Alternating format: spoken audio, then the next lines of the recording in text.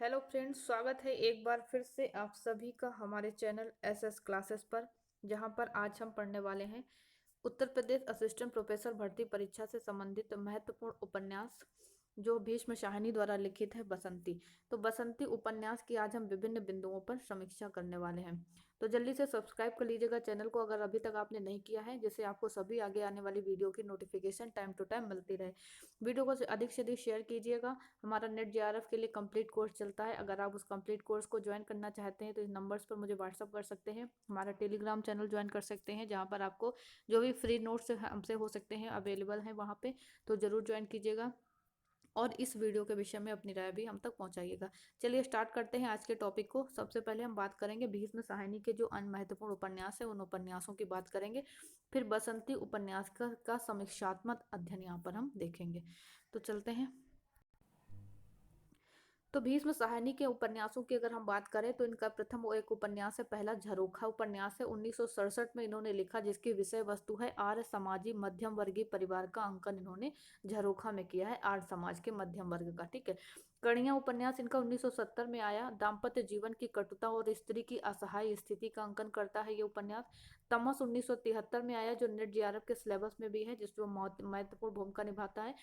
तो भारत के विभाजन की सांप्रदायिक विभीषिका का महाकाव्यात्मक अंकन इस उपन्यास में किया गया, 1973 इसका रचना काल है। और बसंती जो हमें पढ़ना है अभी, जिसकी हम समीक्षा करेंगे, जो उत्तर प्रदेश असिस्टेंट प्रोफेसर की परीक्षा में इस उपन्यास को रखा गया है। तो इसका जो विषय वस्तु है दिल्ली महानगर की झुग्गी झोपड़ी वाली गंदी बस्तियों का अंकन यहाँ पर किया गया है बसंती उपन्यास में।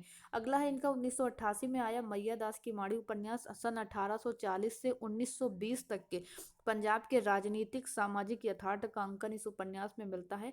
फिर अगला है कुंतो, 1993 में आया, जो कि नारी जीवन की चिरंतनता यानी चिरंतन पराधीनता जन्य पीड़ा का अंकन करता करता है इनका उपन्यास। ठीक है।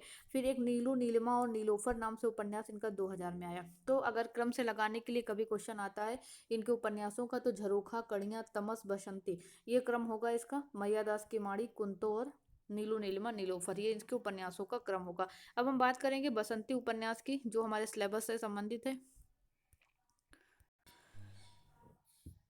तो बसंती उपन्यास लेखक भीष्म शाहिनी जी, जिनकी बात हम करेंगे इस उपन्यास में। तो इस उपन्यास की अगर बात स्टार्ट करते हैं, इससे पहले देख लेते हैं कि जो झरोखे इनका उपन्यास है, कणियाँ, तमस, ये ऐसे प्रसिद्ध उपन्यास हैं इनके। तो कहते हैं इन तीन उपन्यासों के बाद बसंती का आना भीष्म शाहिनी के निबंध कथाकार की एक और सृजनात्मक उपलब्धि है। जैसे बाकी उपन्यास इनके काफी प्रसिद्ध हुए, वैसे ही ये उपन्यास भी इनकी एक प्रसिद्धि का आधार हुआ। ठीक है। तो भीष्म जी ने इस उपन्यास में एक ऐसी लड़की का चित्रण किया। इसका विषय वस्तु क्या है, इसका उद्देश्य क्या है, अगर हम इसकी बात करें तो इसमें इसका जो कथा है, जिसमें एक ऐसी लड़की का चित्रण करते हैं भीष्म साहनी जी, जो मेहनत मजदूरी करने के लिए महासागर में आए ग्रामीण परिवार की कठिनाइयों के साथ साथ बड़ी होती है और निरंतर बड़ी होती जाती है। ठीक है, समझ सकते हैं, निरंतर बड़ी होती जाती है मतलब उन जिम्मेदारियों का बोझ उस पर पड़ता जाता है, किस तरह उन जिम्मेदारियों को सहती हुई वो आगे बढ़ती है जीवन में। तो दिल्ली जैसे महानगर में नए नए और कॉलोनियां उठाने वालों की आए दिन टूटती झुग्गी बस्तियों में टूटते गरीब लोग, रिश्ते नाते सपने घरौंदों के बीच मात्र बसंती ही है जो साबित नजर आती है। ठीक है, बसंती जो झुग्गी झोपड़ियों में रहने वाली मतलब लड़की है। तो उसमें बसंती का चरित्र ये सामने में एक मतलब ये बताता है कि किस तरीके से व्यक्ति एक औरत इन समस्त कठिनाइयों को, हर तरह की चीजों को झेलते हुए जीवन में आगे बढ़ने की कोशिश करती है। ठीक है, वह अपने परिवार, परिवेश, परंपरागत नैतिकता से विद्रोह भी करती है, चाहे यह विद्रोह उसे दैहिक करना पड़े, मानसिक शोषण तक उसको ले जाता है, उसकी निजता का कोई हादसा तोड़ नहीं पाता। प्रेमिका और पत्नी के रूप में कठिन से कठिन हालातों को तो क्या एक बीवी जी कहकर उड़ाने और खिलखिलाने में जैसे बसंती की सार्थकता है। तो दूसरे शब्दों में कह सकते हैं कि बसंती क्या है, एक जीती जागती जिजीविषा का उदाहरण है बसंती इस उपन्यास में। ठीक है। तो भीष्म शाहिनी का ये सशक्त उपन्यास है बसंती, और यह उपन्यास महानगरी परिवेश में टूटती बस्ती झुग्गी झोपड़ियों में पलती और बड़ी होती एक ऐसी लड़की की कहानी कहता है, जो वक्त के थपेड़ों को झेलते हुए, मानसिक और शारीरिक शोषण का शिकार होते हुए भी टूटती नहीं है। बल्कि अपने उद्यम यानी कि अपनी जिजीविषा के बल पर अपने जीवन की निरंतरता को बरकरार रखने की कोशिश करती है। ये उपन्यास महानगरी जीवन की खोखली चमक दमक, है ना, जो ठोस अंधेरी खाइयों के बीच भटकती बसंती जैसी एक पूरी पीढ़ी का शायद पहली बार प्रभावी चित्रांकन प्रस्तुत करता है। भीष्म साहनी का ये उपन्यास मेहनत मजदूरी करने के लिए महानगर में आए ग्रामीण परिवारों की क्या कठिनाइयां होती हैं, जीवन जीने के लिए किन जद्दोजहदों का उन्हें सामना करना पड़ता है, इनका सजीव चित्रण है बसंती उपन्यास। तो चलते हैं इसके कुछ समीक्षात्मक बिंदुओं को देखते हुए, थोड़ा सा इसका कथानक हमारे जहन में आ जाएगा। संपूर्ण कथानक तो हम नहीं ले पाए यहाँ पे, ठीक है, समय का अभाव होती है, हम महत्वपूर्ण बिंदु आप तक पहुंचाने की कोशिश कर रहे हैं, ठीक है। तो चलते हैं। ये उपन्यास 1978 में वांगचू कहानी संग्रह में प्रकाशित राधा अनुराधा कहानी का विस्तार माना जा सकता है, ठीक है। वांगचू कहानी संग्रह में ये प्रकाशित हुआ, और मतलब वांगचू कहानी संग्रह में ये कहानी आई राधा अनुराधा, कहते हैं उसी कहानी का ये विस्तार है बसंती कहानी उपन्यास, ठीक है। तो राधा अनुराधा कहानी को बसंती उपन्यास की पूर्व पीठिका भी कहा जा सकता है। अगर इसको ये पॉइंट ध्यान रखिएगा कि कौन सी कहानी यानी बसंती उपन्यास की पूर्व पीठिका कही जाती है, तो राधा अनुराधा कहानी, ठीक है। तो क्यों क्यों कही जा सकती है, क्योंकि उपन्यास कहानी के 2 वर्ष बाद, ठीक है, 1980 में आता है, कहानी 1978 में लिखी जाती है, और ये उपन्यास उसके 2 वर्ष बाद आता है। तो उपन्यास में निम्न वर्गीय मजदूर वर्ग की ये उपन्यास उनकी जिंदगी पर केंद्रित है। उसमें भी विशेष रूप से किस पर केंद्रित है, महिलाओं पर केंद्रित है। महानगरी बोध और आधुनिक जीवन की चमक दमक रफ्तार भरी जिंदगी में कुछ देर ठहर कर सोचने पर यह उपन्यास मजबूर करता है। यानी ये उपन्यास ये सोचने पर मजबूर ये करता है कि आखिर क्या है, क्या महानगर की जिंदगी ये भी हो सकती है। इस विषय में हमें ये उपन्यास को पढ़ेंगे तो हमें ये इस प्रश्न का उत्तर हमें खोजने की, यानी ये प्रश्न हमें विवश करेगा इसका उत्तर जानने के लिए कि आखिर क्या महानगर की एक जिंदगी ऐसी भी हो सकती है जहाँ हर वक्त ये डर रहता है कि कब पुलिस की गाड़ी आ जाएगी, उनका बसा बसाया घर उजड़ जाएगा। ये इस निम्न यानी कि आशियाना दो रूपों में उपन्यासों में उभरता है। पहली क्या है, बस्ती का उजड़ना यहाँ पर आता है, और दूसरा बसंती की जिंदगी का, ठीक है। यानी दो तरह का, एक बसंती की जिंदगी का आशियाना और बसंती के घर का उजड़ना, बसंती का उजड़ना।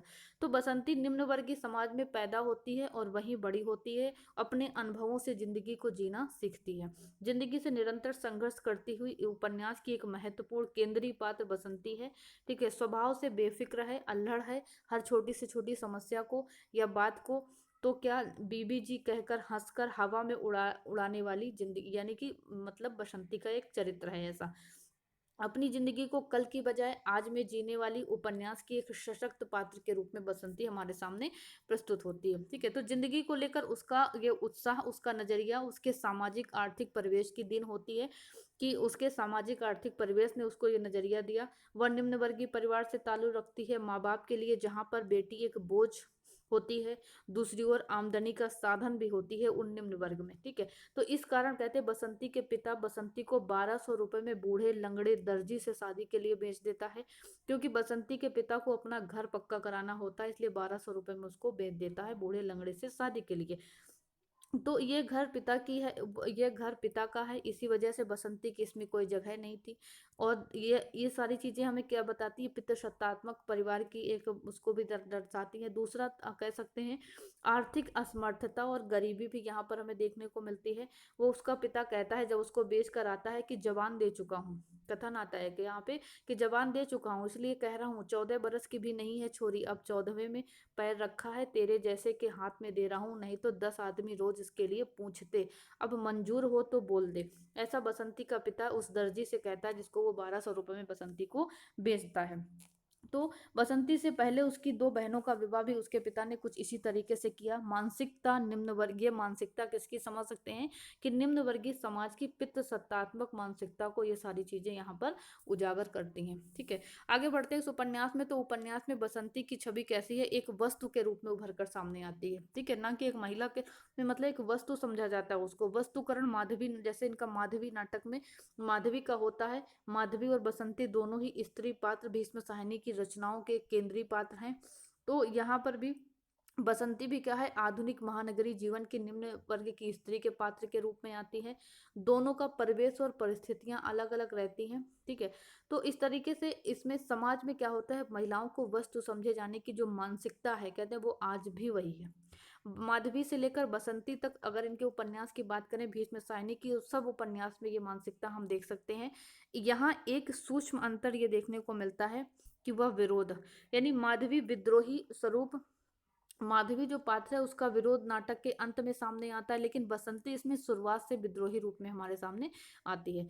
तो इस और जिसमें देखने को मिलता है कि बसंती का चरित्र जिसमें इस उपन्यास में अधिक यानी मुखर होकर आता है, तभी तो वो अपने पिता के जो यानी कहने पर वो विवाह नहीं करती, उसके अपने स्वतंत्र रूप से अपना निर्णय लेने लगती है। तो ये सारी बातें यहाँ पर आती है। तो बसंती निम्न वर्ग समाज से है, वह श्रम के लिए जीवन यापन करना भी जानती है, उसको पता है अगर अपने घर का पालन पोषण करना है तो हमें जीवन यापन भी करना होगा, यानी अपना काम भी करना होगा, मेहनत भी करनी होगी, आर्थिक रूप से आत्मनिर्भर भी है वह।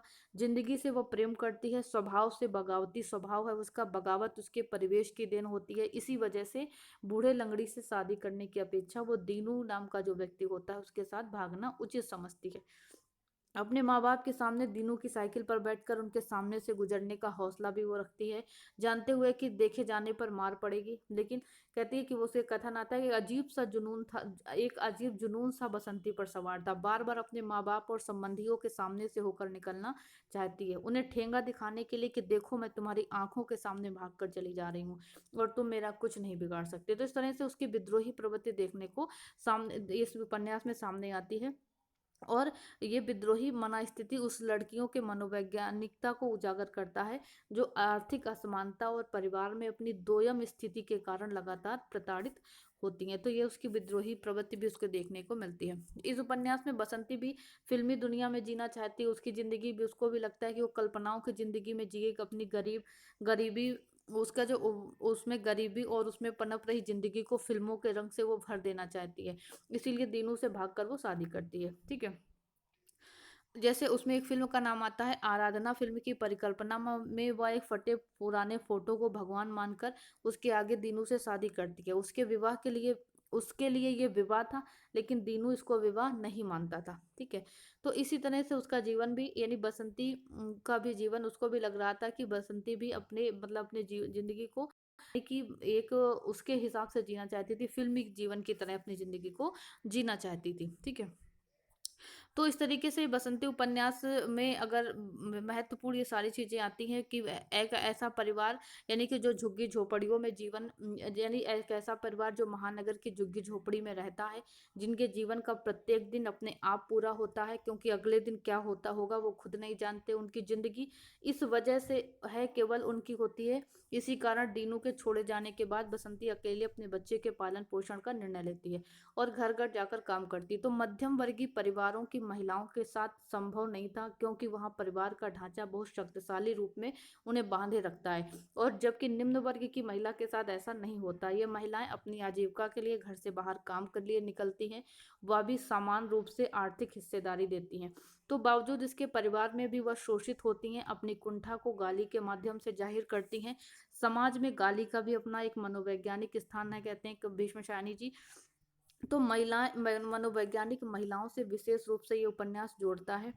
तो इस तरीके से ये उपन्यास जिंदगी, यानी कि इस उपन्यास में जो निम्न वर्ग की महिला है वो श्रम करना जानती है, जिंदगी को संवारने को लगातार प्रयास करती है, और वर्गीय असमानता और गरीबी और अमीरी के बीच की विभाजक रेखा में उसकी ये छोटी छोटी इच्छाएं संशय की दृष्टि से देखी जाती हैं। ठीक है। तो बसंती क्या करती है, अपने बच्चे को गोद में उठाए हुए थी, खुद हल्के पीले रंग की साड़ी पहने, उसे देखकर ये कोई नहीं कह सकता कि घर में चौका बर्तन करती है। तो पप्पू को तो पाँव में मोजे, यानी कि मतलब बच्चे को भी खूब सजा संवार के रखती है, वो भी खूब अच्छे से रहती है। तो ऐसा था, लोगों को लगता था कि आखिर एक काम वाली महिला इतना अच्छा कैसे पहन सकती है, और चोरी के इल्जाम में उसको काम से भी निकाल दिया जाता है। तो वर्गीय असमानता भी यहाँ पर देखने को मिलती है। ठीक है। तो भीष्म साहनी इस उपन्यास के माध्यम से महानगर में पलायन के दौरान रोजगार के सिलसिले में भटकते मजदूर वर्ग की जिंदगी को अपने उपन्यास का कथानक बनाते हैं। उस जिंदगी को बसंती के माध्यम से पाठक तक प्रेषित करने का प्रयास करते हैं, क्योंकि निम्न वर्गीय समाज में महिलाएं अधिक सशक्त होती हैं। दूसरा, उस सबसे अधिक वर्गीय असमानता की मार भी वही झेलती हैं। वह घर परिवार समाज में काम करती हैं, उनका ये काम अनवरत चलता रहता है। गर्भावस्था के दौरान भी काम करती हैं, उनके लिए कोई अवकाश नहीं होता। उनके लिए अवकाश का आशय होता है रोजगार से अवकाश। वो परिवार की संरचना को तोड़ती नहीं है, मगर उसमें घुसपैठ करती हैं। पति के मारे जाने पर भी घर छोड़कर चली जाना, पति के छोड़े जाने पर रोने की अपेक्षा जिंदगी जीने का प्रयास करना, बिना विवाह के मां बनने का निर्णय लेना, बच्चे का पालन पोषण करना, ये सारी चीजें निम्न वर्गीय समाज की महिला के लिए ही संभव है। और कहते हैं वह आर्थिक रूप से, क्योंकि वह आर्थिक रूप से स्वतंत्र है, अपने परिवेश में निर्णय लेने के लिए कुछ स्तर तक स्वतंत्र भी है, और ये अन्य वर्गों में कहते हैं ऐसा संभव नहीं था। मध्यम वर्ग में तो बिल्कुल भी ऐसा संभव नहीं है। तो उपन्यास की शुरुआत में हम यही देख सकते हैं कि यानी यहाँ पर बस्ती का उजड़ना, जैसे कह सकते हैं कि बसंती की जिंदगी को बदल देता है। वही उपन्यास के अंत में आते आते पुनः पटरियों का उखड़ना और लाठी की आवाज जिंदगी के एक अध्याय को खत्म करती है, एक नए अध्याय की ओर रुख करता है। बसंती का वापस अपने माता पिता के पीछे भागना। भीष्म शाइनी का कहना था इस उपन्यास में कि वह जिस ओर से आई थी उसी ओर जाने लगी। अंतिम वाक्य पुनः नए सिरे से जिंदगी की शुरुआत की ओर इशारा करता है। निम्न वर्गीय स्त्री के मनोविज्ञान को भी ये उजागर करता है कि वह जहां वह अपनी परिस्थितियों के अनुरूप मानसिक रूप से भी प्रबल होकर उभरती है, उच्च वर्ग और मध्यम वर्गीय महिलाओं में ये स्थितियां कैसा अवसाद की स्थिति पैदा कर देती हैं, क्योंकि वो घर से जाकर निकल नहीं सकती इसलिए, है ना। इस तरह बसंती उपन्यास निम्न वर्गीय महिला के जीवन और उनके यथार्थ को सामने लाता है।